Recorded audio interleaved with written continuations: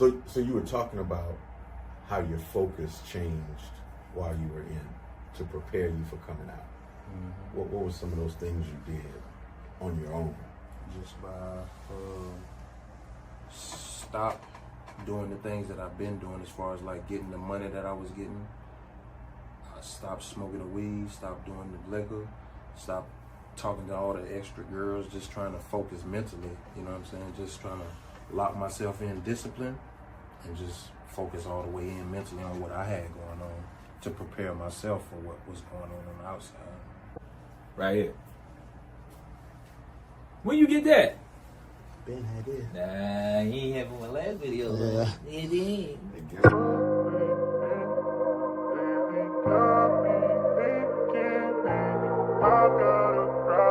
Got a problem?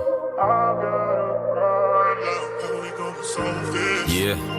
Tell me how we gonna solve this. Problem to the closet. No safety deposit. Losing control. Keep giving in when temptation gets to knocking. Come to think about it, maybe I'm the problem. Maybe I'm the problem. When blessings come, then I go straight to sabotaging. Come to think about it, maybe I'm the problem. Maybe I'm the problem. These bad habits, I keep praying I can stop them. Come to think about it, maybe I'm the problem. Maybe I'm the problem. Look in the mirror, I must face it, God is watching. Come to think about it, maybe I'm the problem. Maybe I'm the problem. I try to fight the sin that's strangling my life again. It's dangerous, but I pretend it's not behind my prideful grin. Just a defense mechanism causing my light to dim. Keep letting earthly desires win that only Christ can cleanse. In my dilemma lies issues I could simplify if I stood on God's word alone and didn't improvise. My sense of pride and self-sabotage has been described in Romans 7 verses 14 through 25. Keep giving in when temptation gets to knocking. Come to think about it, maybe I'm the problem. Maybe I'm the problem. When blessings come, then I go straight to sabotaging. Come to think about it, maybe I'm the problem. Maybe I'm the problem.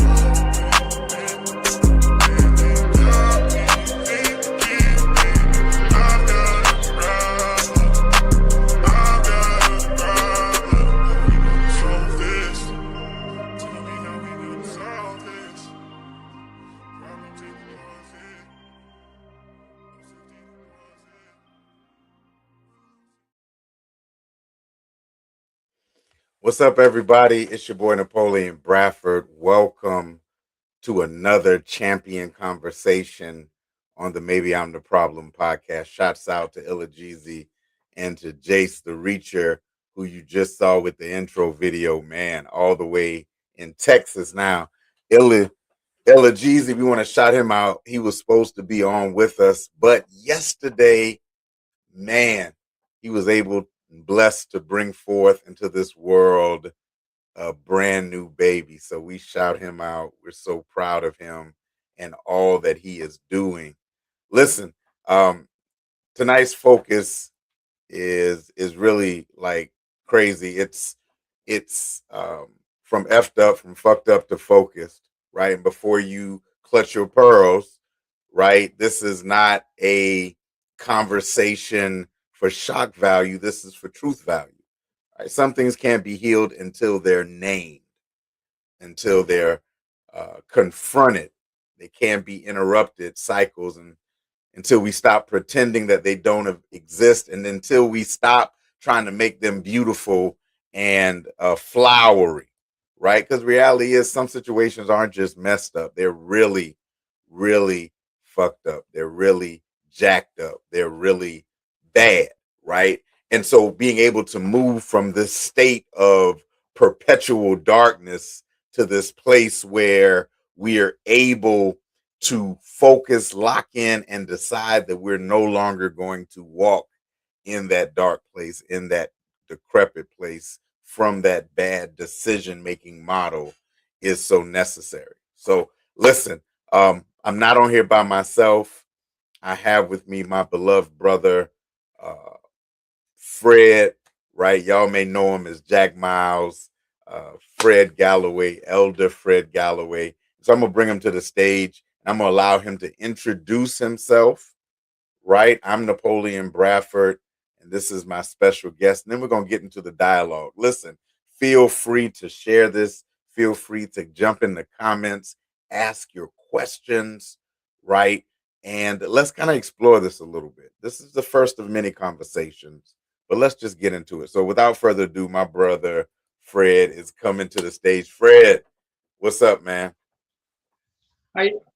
Blessings to you, Napoleon, and blessings to each and every person out there for chiming in on this lovely Wednesday evening. Amen. Look, listen, it's a blessing just to be able to come on here and talk about real life. And guess what? Maybe I am the problem. Maybe you are the problem. But guess what? That's okay. You follow what I'm saying? A lot of people, from my understanding, a lot of people do call me Jack Miles. A lot of people know me by Fred. My mother named me Frederick Galloway. A lot of people may know me by Elder Frederick Galloway as well. I commend you for allowing me to step on the stage and just to be a part of telling people the testimonies and the trials and tribulations that life may throw at them, and letting them know it's okay. It's okay to mess up. It's okay to be the problem. It's okay to fall short. It's okay. God still loves you. All right. Well, listen, let's jump. So where did this Jack Miles let's go there. Where did Jack Miles come from? When was Jack Miles introduced into the world? Jack Miles, not Frederick Galloway. When was Jack Miles introduced? So Jack Miles was introduced into the world in about 2002. Jack Miles was entered into the world under an investigation by Jack Miles is a whole nother person, a whole nother identity that I made up, that I had to make up to survive the lifestyle that I've been living. Jack Miles, actually, to be the God honest truth, a lot of people in Sumter know who the real Jack Miles is. The real Jack Miles is a white man who owned a lot of property. Right? So I built this persona of being Jack Miles to go underground and to hide my identity.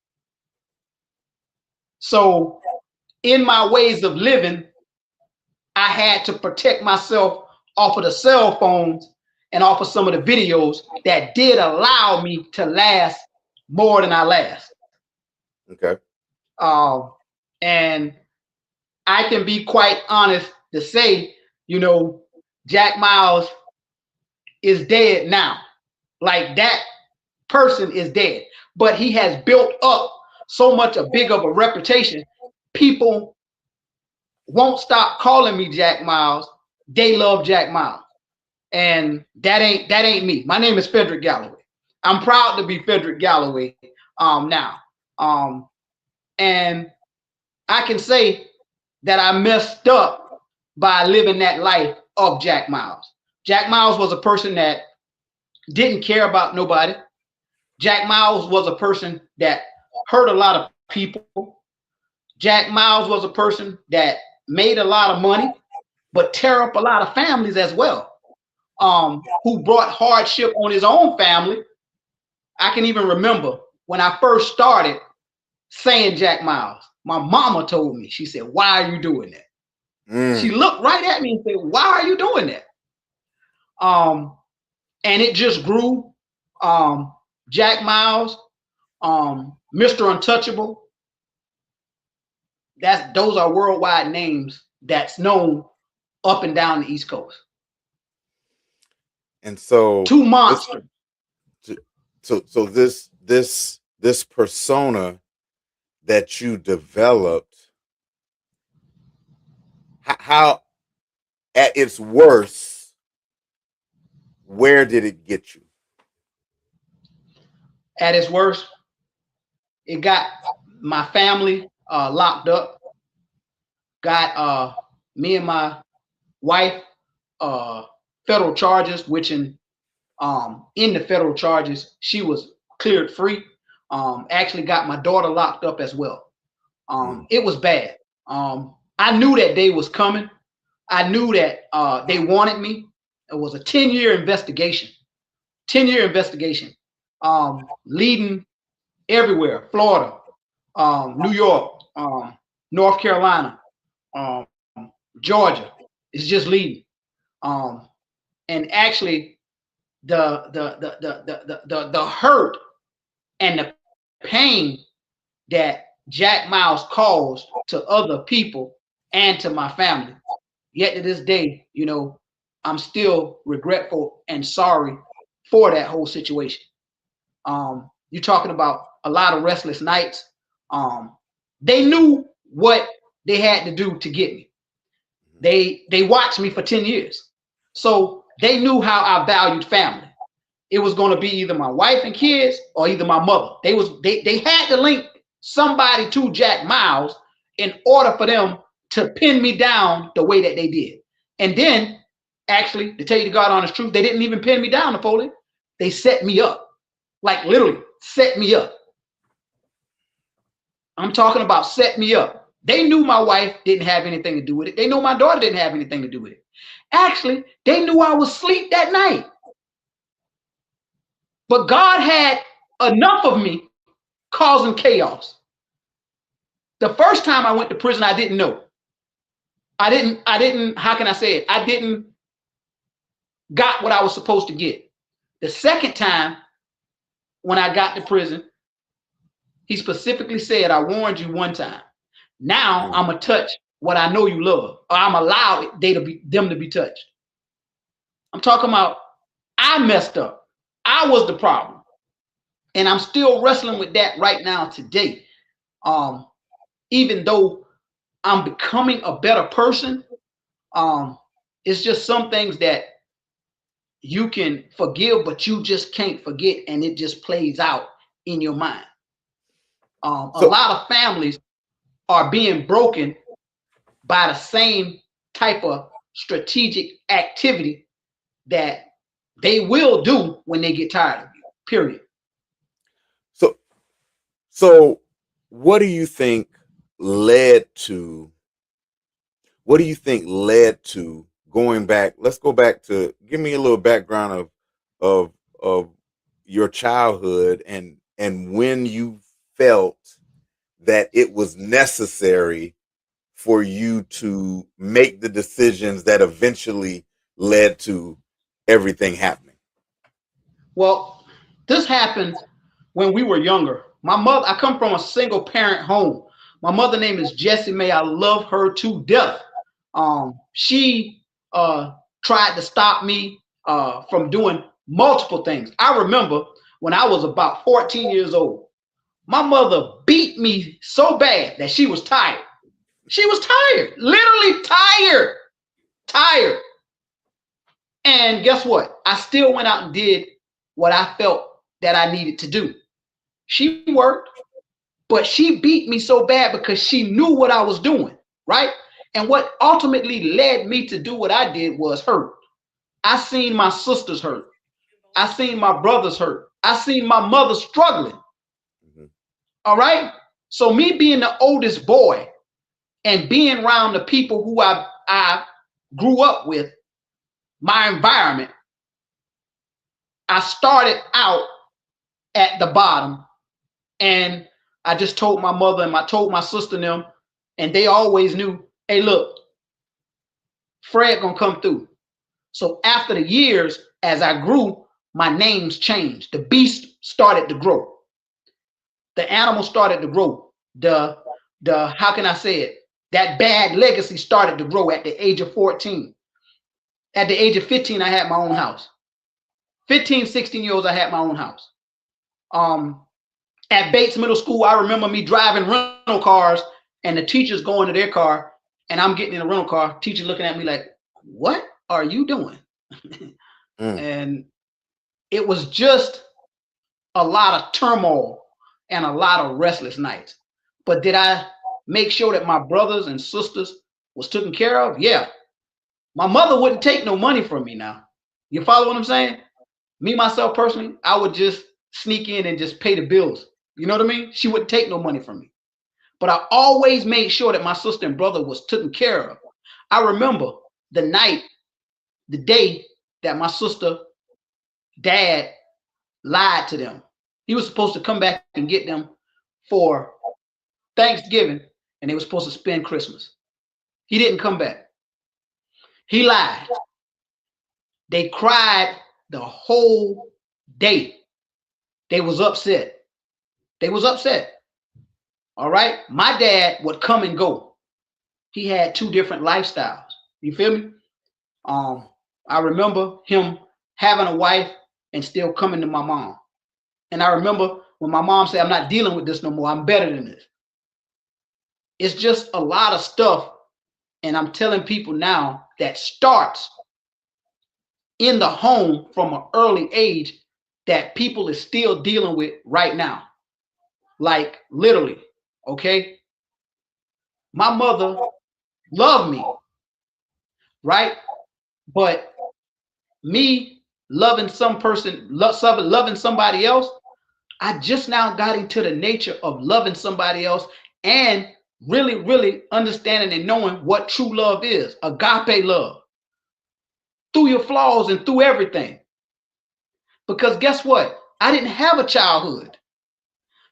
So right now, I'm at the age of 29. No, I'm not 29. At the age of 49, I'm just now developing who Frederick Galloway is. I'm just now enjoying life. I'm just now taking a break. I'm just now becoming who God created me to be. And a lot of people don't understand that. I don't understand it. But the hurt, and I say it right now to anybody out there on Facebook land, if I've done anything to you, please forgive me. Trust me, I done went to God. A lot of restless nights, Napoleon.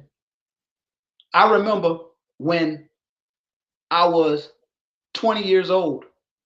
I was coming from Florida. I was about to get off the exit in Manning. I knew they had a roadblock set up for me because I had a car in front of me. So when the car went in front of me and said, hey, look, do not get off on this exit. They waiting on you. I went 3 exit up by Gable, Turpinville, South Carolina. Then I hit 378. Year after year, I dodged them and I beat them. And guess what? I was arrogant.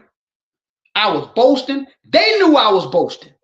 Let me tell you what, when they locked all us up, my wife, me, and my daughter, that man specifically tell me, for everything you done, you going to jail. Or we gonna send your family to jail. Just like that. It wasn't no, you going to jail because we had enough of you. Mr. Untouchable, Jack Miles, G Money, whoever you want to do. They had a file that thick, 10 years of how much chaos I caused. That's when they gave the feds my case. They had me under investigation since I was about 21. It's just over the past 10, 15 years before I got out 7 years ago when my case was going back then. They just decided to give my file to the feds. If the state can't deal with you, they will hand you over to the feds. So it started, it sounds like, as a means of providing and survival, right? Whatever you started doing to make sure you, so at what point did it morph? Did it grow into to being out of control and reckless? Like at what point, what led you to keep going even after, you know, your brothers, your siblings got older and started providing for themselves? What led you to keep going? And at what point did you realize you'd fucked up? Like, did you realize you'd gone too far? Actually, what amped me to keep going was the lifestyle, was the so-called respect and love that the streets show you, and the need for me to make sure that everybody else around me who really didn't mean me no good was okay. Like literally, I had built up from being at the bottom to going to the top. We ran half of something one time, period. bottom line, and half of Manning. We ran it. So I had people looking up to me, and it just started building. It just started building. It started building. It started building. And it's like now, whatever I do, if I'm into it, then I'm going to be the best. Back then, I was a leader. I was a natural born leader, leading people down the road of destruction. And I remember this when I was in prison. God told me, he said, as much people as you led to destruction, I charge you to lead to the kingdom of God. And this thing just kept building and building and building. Then it was in 2012. Two of my homeboys came home from the feds. And they say, Mr. Untouchable, they want you. Some people already start giving you up. Stop. My wife told me, Frederick Galloway, before I went to jail the last time, she said, stop playing with God. Stop straddling the fence. Before we got locked up, my mama told me, son, get a job and keep a job. When I first got out, I was still playing, so he had to send me back. When I knew I messed up, Napoleon, when they came home from the feds and said, hey, look, they want you and they're going to get you. They want you bad. This is when I said, you know what? I messed up. I messed up so bad that I can't turn back now. And these people want me by any means necessary, and they're going to get me. I knew that. I knew that when I began to have more restless nights. I knew that when Anthony Dennis called my brother-in-law at one point and say, hey, look, listen, you tell him I had enough of them. Period. I knew I messed up. I knew I was going back to jail. I knew I had done caused too much hurt, too much pain. And I knew I had to leave my family. I knew that. So why do you think it takes that long? Like, why do people stay stuck even when they know they need to change? Why? Because you said it took your mom saying it, your wife saying it, the guys coming home.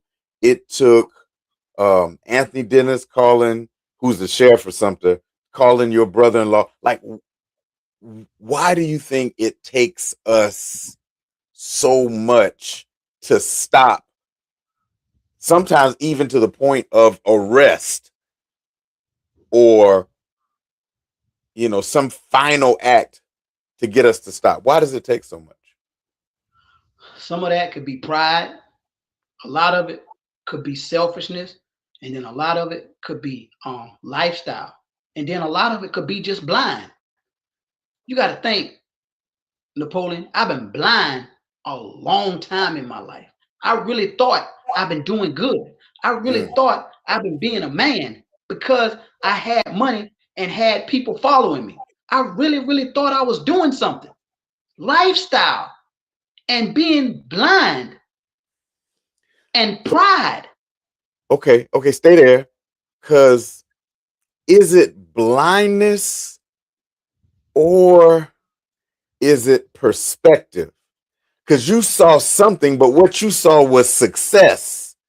Yes. Right? You didn't see the destruction. So you saw something. It just wasn't the right thing. Exactly.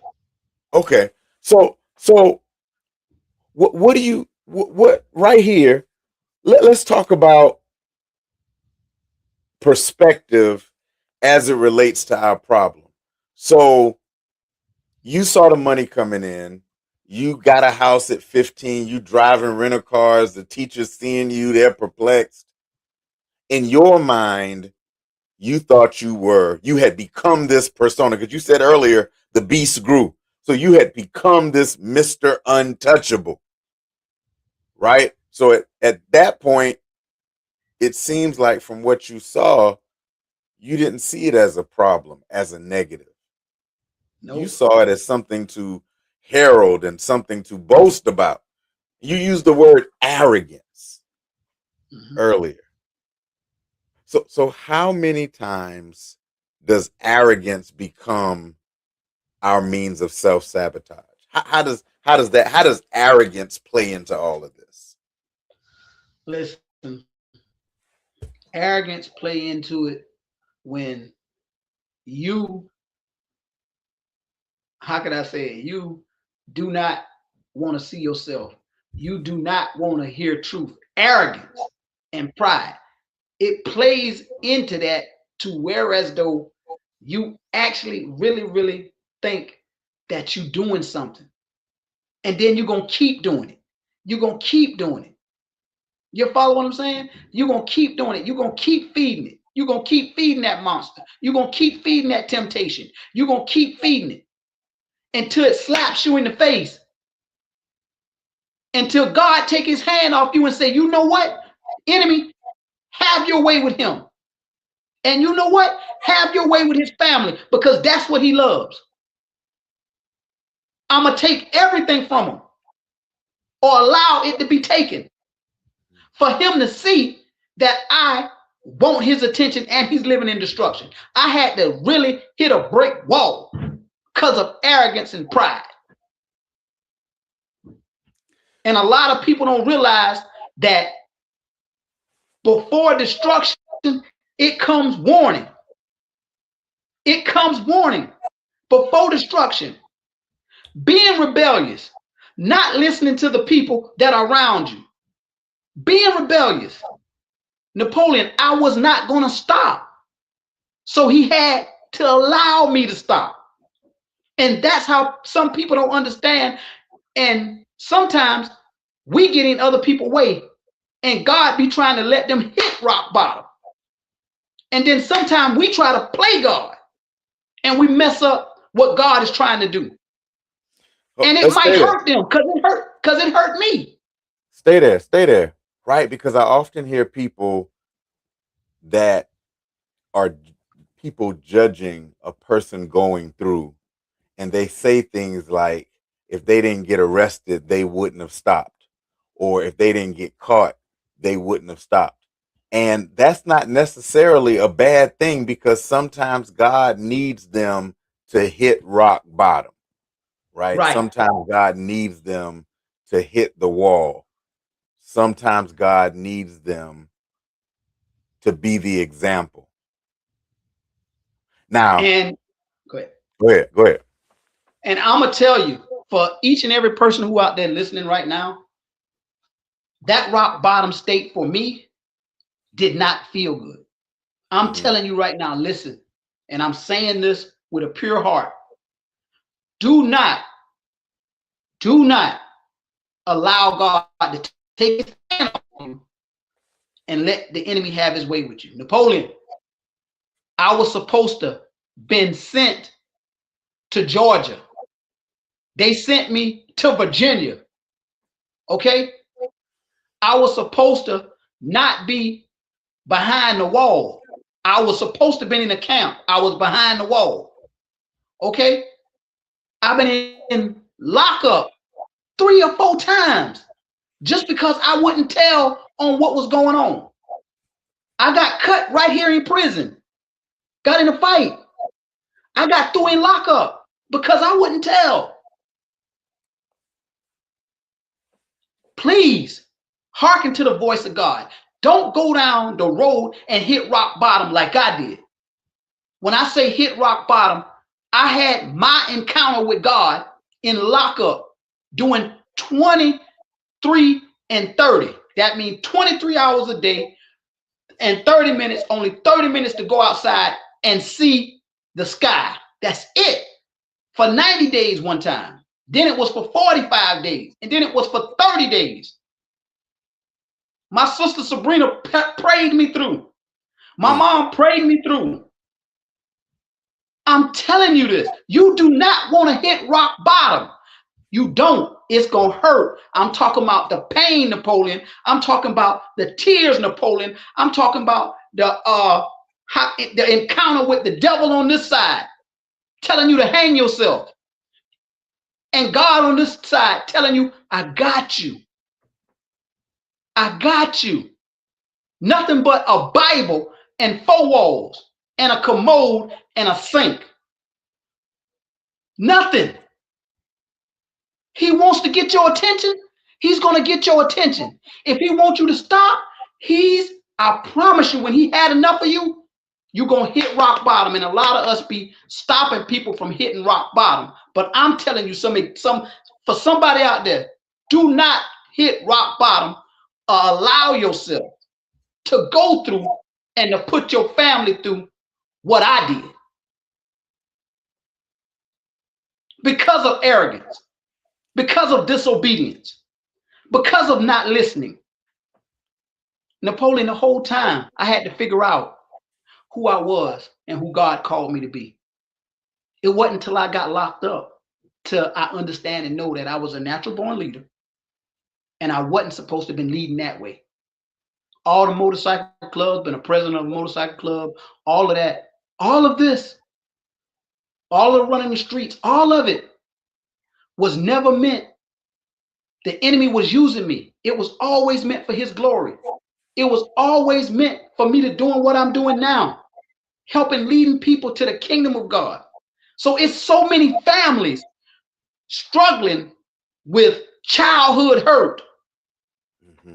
And then on top of that, they struggling with life hurt, living life every day with grief. It's a lot of people emotionally broken. It's a lot of people beat down. It's a lot of people being misled. And us as men have to understand and know and value our presence in the earth. My family struggled while I was gone. A man has a rightful position in the family. A woman has a rightful position in the family. And on their best day, a woman cannot teach a man how to be a man. He needs that male figure in his life. So your absence led to some missing pieces in your family. Yes, and I'm still dealing with that to this day. I'm still dealing with that to this day with my wife and kids when it comes down to it. 2 times going to prison. One time, 3 years. The next time, it was almost 4. I wouldn't listen. I would not listen. And those years that I can't get back. Trust is still being, how can I say it, rebuilt. Security is still being rebuilt when it comes down to it. The pain that I put my mother through, the pain that I put my wife through, the pain that I put my kids and grandkids through, the pain, I'm telling you, the pain, and that pain ain't no easy pain. So to each and every male that's out there right now, and I'm telling you this, when it comes down to it, you need to understand that you are a king, that God holds you responsible for your family. For your family. And to the women out there, if you got a man that's trying, please pray with him and over him, because everyday life, Napoleon, that men deal with, and not saying that women don't deal with it either, but right now, and I've never seen it before, and I'll say this, the amount of black men that are being killed, I've never seen it like this in a while. And I'm telling you, the last time it been this much black people being killed, you got to think about it. When Moses been being born, when Jesus been being born, they've been killing them. They say kill them all. And either we getting killed or we going to jail. And the cycle keeps repeating itself. So when did you decide? Like, what led to you deciding to really seek healing? Like, when was it not about performance, not about just saying I'm gonna get better just to get by. When did you, Fred, decide that you really wanted to be healed? When did your focus change? I was out of jail for 5 years. My focus honestly changed probably about 2 years, maybe 18 months. When I seek help, I was going to counseling now for about 4 or 5 months to get better, to get more emotionally intelligent, to be able to handle my emotions. Because even as an elder, even as a pastor, Napoleon, people really don't think that we struggle with things. They don't think that we struggle with things, but we're human beings. It's like literally. So my thing is this: when you say maybe I'm the problem, maybe I am the problem, but I'm going to the problem solver with my problems. And guess what? He say, bring it all. So if you messed up, whatever you doing, take it to God. A lot of people run from God instead of running to God, being the problem, not understanding and knowing that He is the problem solver. Napoleon, and I'm gonna say this: we have so many families that are being tore down. We got so many families that are being broken apart because of today's society and today's world. They're not even understanding the principles of God, on kingdom principles, on how He instructed this thing. It was never supposed to be one person. Never. Because if that's the case, He wouldn't say it is not good for man to dwell alone. So I will bring him a helper to walk beside him. So when the father is gone, the burden is on her. When the mother is gone, the burden is on him. It's supposed to be oneness. And that's what the enemy hates. Napoleon, he wanted to take me out. And guess what? He was trying to take me out before I went to prison. When I was in prison, he was trying to take me out. And all of this was to stop the plan of God. To stop the plan of God. So you talked about therapy, you talked about faith. This idea of suitable helper, this is also translated not just husband and wife, but also community, right? Right. That this idea of, in the absence of one, there is a community, especially, from our tradition, our African, the African part of our African American believes in this communal community raising. So that also means that we have to hear and respect the voices in the community. And Yeah. One thing you said was you didn't listen when those in the community were trying to talk to you, when your mother, when your friends, when your people were trying to tell you to change. What now? Now we're on the other side. You've been out 5 years. You've grown and evolved. How do you receive correction? How do you receive confirmation, counts? How do you receive it now? By taking myself all the way out of it. So I've been practicing over the past 4 months on being, matter of fact, 6 months, on being a better listener. Okay? Mm-hmm. You listen to get information. You don't listen to give an answer. A lot of people don't understand that. You follow what I'm saying? You listen to learn. Some people just listen to get on the be on the offense or the defense at all times. Me, myself, personally, just into this aspect of life that I'm in right now, being able to take corrective criticism, being able to say, well, you know what, Fred, you messed up. You follow what I'm saying?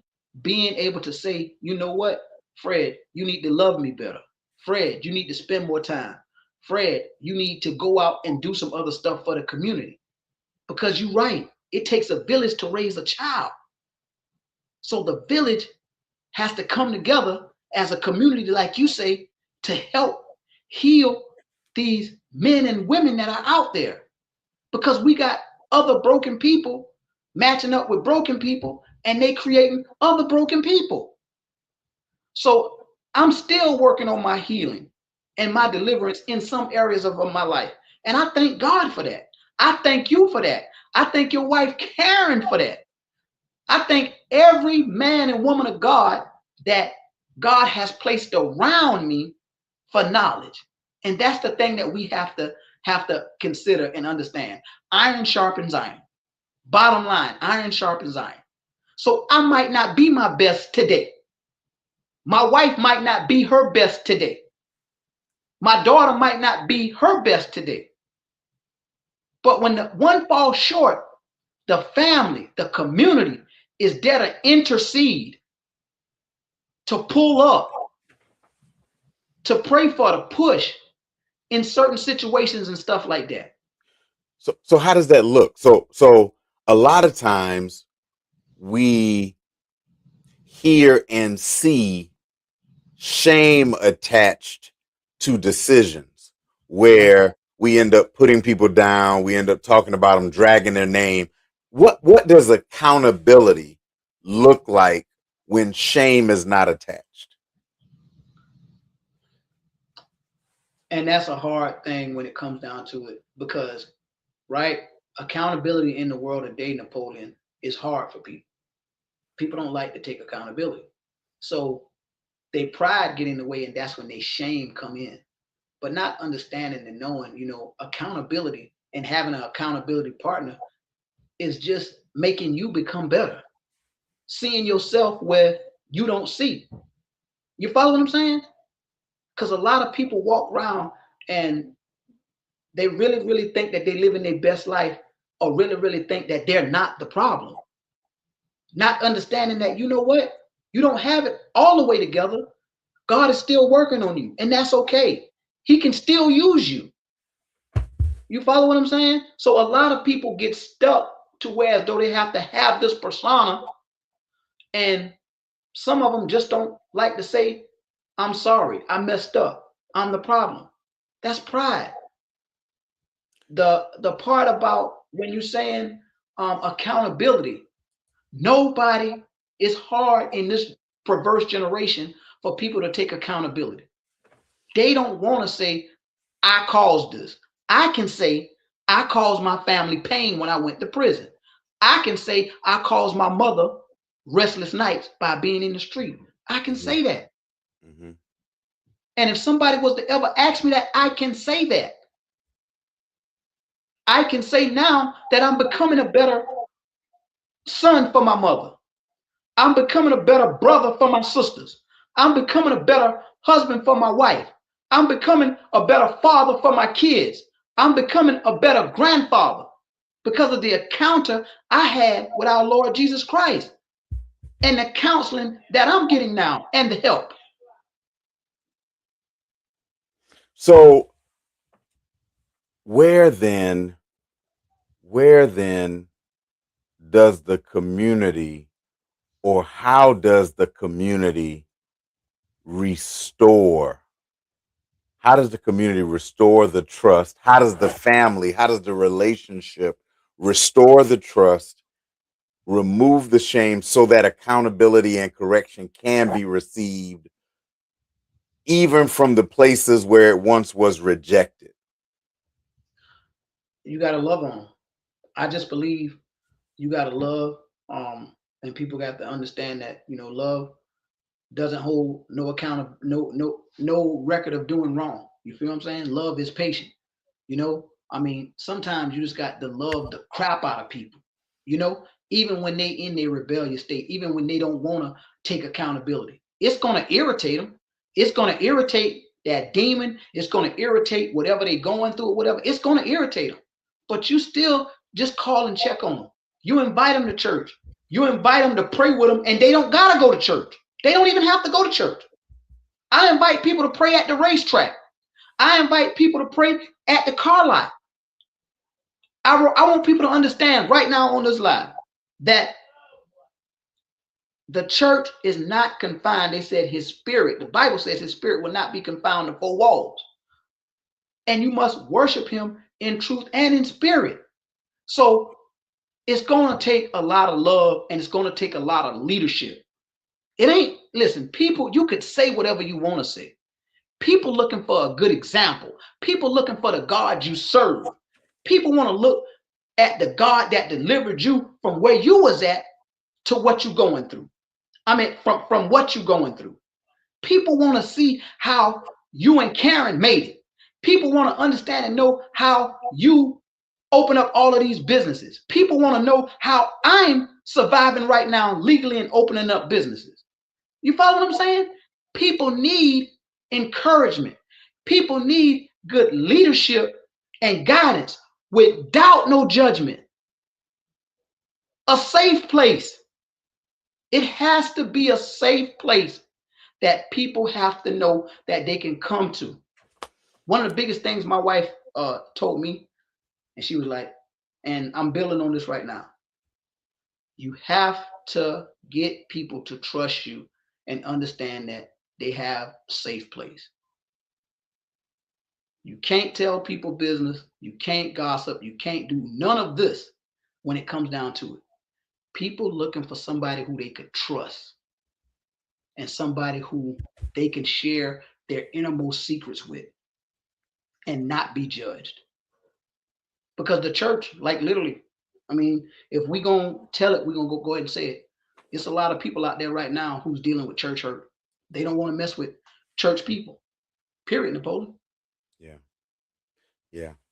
Yeah. I also wanna let's pause here before we go to close this thing out. Nikisha makes a good point, right? This idea of hierarchy as opposed to community, right, is where there is a challenge, right? Hearing the man as the head of the house sometimes make them feel like they have to be strong and do it all themselves, but that's not necessarily what God wants. That's why this helper, like, you're not supposed to do it alone. It's not about hierarchy. It's about community, right? And I think that we need, that's part of what our role may be, right? Is to relieve the man from the pressure of feeling they have to be strong, they can't be vulnerable, they can't express their feelings, they can't cry with the people that they care for. They can't be, and you talked about it because you're doing this work of emotional intelligence, which really deals with this idea, first of all, of self-awareness, right? Mhm. Knowing who you are and being so secure in who you are that you're not offended when someone connected to you acts in a certain way because it doesn't jeopardize who you are. So I like that, Keisha. Thank you for sharing that. Back to what you were saying about the community, though, and about this removing. So let's say there's someone listening that wants to take the first step to change, but they don't know where to start. They realize that they've been effed up, they've been messed up, they've been making the mistakes, and they want to get more focused, right? What are some practical things that they can do, Fred, to start regaining their clarity, right? Well, I would first tell them that honestly and truly, take time to seek God first. And you gotta clear your mind, and you gotta clear your communication. You can't say that you want to change and you communicating with the same people who led you down this road or who want to see you continue on going down this road. I had to take the first step with submitting to God and changing my circles. Napoleon, I fed families after families. I always had a crowd around me. But when I got myself straight and said that I was going to put God first and then I was going to be a family man, everybody fell off. But everybody wanted that beast. And the beast ain't here no more. So what I'm saying is this. They got to make a conscious decision that they want to change their life. And they got to understand and know that nobody's going to judge them. They got to understand and know that people going to fall off. It's a mindset that they got to do first. It's a mindset. You might not be able to have what you normally have. You might not have the thousands. You might not have the respect, which it ain't respect, it's fear. You might not have the luxury of being the man or being the woman. See, a lot of people don't realize, right? The enemy, right, is a trickster of all of this to manipulate you to think that you're doing right and you're doing wrong. So what I'm telling you is out there, the first step is submitting to God. And the second step is changing your communication and the people you hang around. You got to make a conscious decision to do that. Yeah. So back, look at Tawana. Yeah. Go ahead. So that conscious decision must first be being honest, right? Admittance, first of all, that you messed up, that you're in this dark place, and that you can't do it, get out of it on your own, which then leads to this being able to say what you need. Now, you may not know all the steps, but your first thing is, I need help. Exactly. Right? I need help. Right? Which goes back to this seeking God, because seeking God, it sounds more difficult than it is. Because going back to what Tawana is saying, your simple ask for help just has to be asked to the right person. Yeah, definitely. And right? and I'll say this to add on to that. Look, yes, you need God, but I'm telling you, when it comes down to it, I'm talking about professional help in dealing with people deal with right now. I'm telling you, since I started my therapy over the past 4 months, when it comes down to it, 5 months going on, I ain't never felt no more better. So yeah, it's actually admitting and being honest with yourself to say that you messed up and you need help. And the biggest thing for each and every person out there, agape love. When this person start to go forth, don't look back. I'm telling you, connect yourself with the people who gonna love you flawlessly. I'm telling you, Napoleon, it's gonna be hard for them to take the first step, but I'm encouraging them to take the first step and don't look back. I promise you, you don't want to hit rock bottom. Take the first step. Will it be hard? Will people fall off? Will people talk about you? Will people leave you? Yes. But will you be free and set free? And will the truth set you free? And will you become who God ordained you to be? I believe that. It's going to take growth and change. And then you align yourself with people who are around you to help you grow and change, who don't have an underlying agenda. It's going to take growth and change. Napoleon, I told somebody this on my live earlier. You can do whatever you want to, but this journey called life, you can't dodge that. And the way that you live it and what you do is totally on you. But I'm telling you, when I went to prison and I was in that cell, that was the heart. And I'm telling you, Napoleon, before I go and you can take over, if the strongest man and women in prison say that they don't cry, they lying. I promise you, they crying. I don't care if it's one time a year, they crying. The toughest of them all cry. So I'm saying we got a fallen generation. We got families that are being torn apart. We got motherless kids out there. It's time to stop, and it's time for us to take a stand. It's time for us to really, really do what we need to do as a community, to welcome people in, to show people the right way, to show people how to do it, even in their flaws. Even in their flaws. Napoleon, I'm telling you, and I'm saying this, and I want you to understand, for everybody out there in Sumter County, in Sumter County, South Carolina. I do believe in the next 4 to 6 months, it's going to be a RICO law that come up, and they're going to get anywhere from 20 to 50 people. It's going to be a RICO Act that's going to come up, and it's going to be a lot of men and women going to jail for absolutely, it's going to be crazy. So I'm telling you, choose this day who you're going to serve. You stop putting your mother and your father and your wife and your kids through all the selfishness. When they come, they're going to lock you up and going to lock them up as well. And they're going to pin you to the wall and make you plead guilty. They're going to make you stop. So that's just all I'm saying. Make the first step. Don't be prideful. Don't be bashful.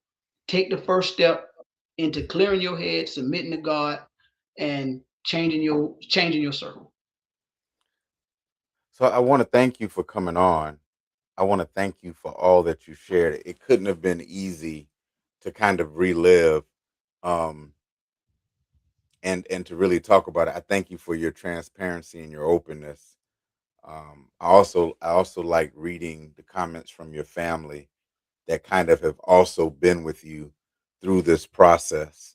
I want to make sure that we know that this is still a process, right? Yes. You don't come on here as a whole healed person. You come on here as a person who is attempting and working at becoming whole, right? Becoming whole. And your use of the word agape, right, is very powerful. But also, when agape fails, and it will, because we don't operate in agape well, that Right. word grace has to go with agape, right? Yes, that's a That, good one. that we have to be able to show grace even when we can't show love because of the hurt and harm that the person has caused. We have to still give grace, knowing that we all are works in progress, right? I think also, and you said it, one thing we have to do, and it's our responsibility to make sure that we are not parts of the problem directly, right? Right. That we have to be the ones to help remind people of their kingship and their queenship. We have to Yeah. be the ones to remind them that life is valuable and that opportunities are there, and that it's not as bad as it seems, and you got to hold on, and you got to anchor yourself, and you got to, Yeah. get in touch with God, however that looks for you, because it's not, everybody's not going to church, right? Right. You don't have to go to church to have a relationship with God. Church becomes where you commune with God, Right. right? And so I love that has to be our focus, because in making God the center of community and removing God from the church house, we then allow everyone, regardless of their condition or problem or situation, to have equal access to God, Right. right? And that's really what I believe we must do. I believe it's our job to remove God from the walls where you have to act a certain way, be a certain way, dress a certain way, to reminding people that God is everywhere, that Yes. you can have access to God. So in closing, what would be, because now you're focused. I'm focused, man. Right now you're focused. What would be your prayer for those closest to you to be able to also come and begin the process of clarity? What would be, if you could speak to those closest to you? I would just honestly and I would honestly tell them, submit. Submission is something that a lot of people wrestle with. Just 6 months ago, maybe a year ago, it came to me: fully submit, and I'm gonna show you the goodness of me. it would be fully submit. Don't run from, don't be ashamed of. Bring all your problems to the problem solver. Trust God through it all. He's not going to fail you.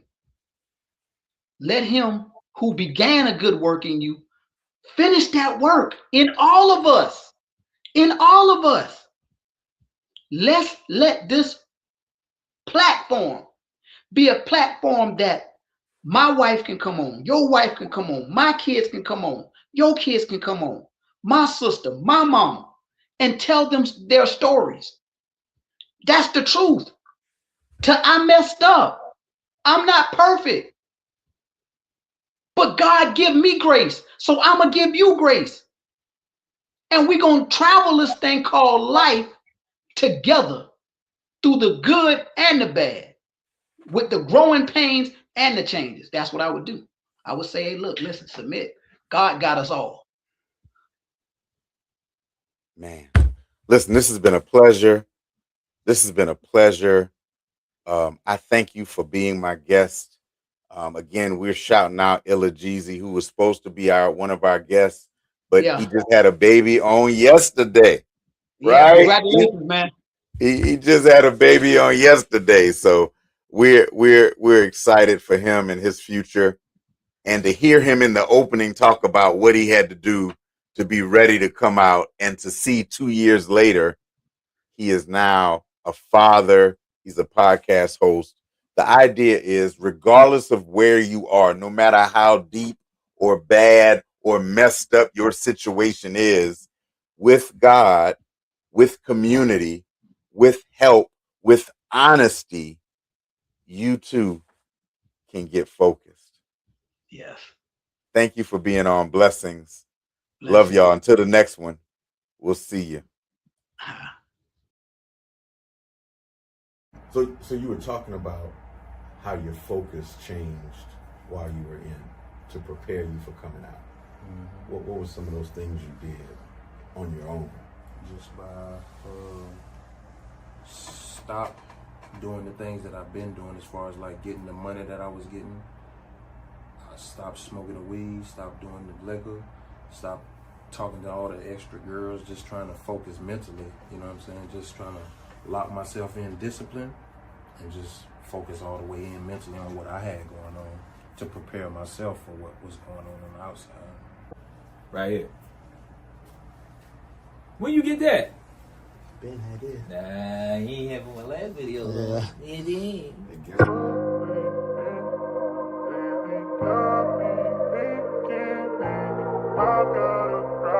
Got a problem? Yeah.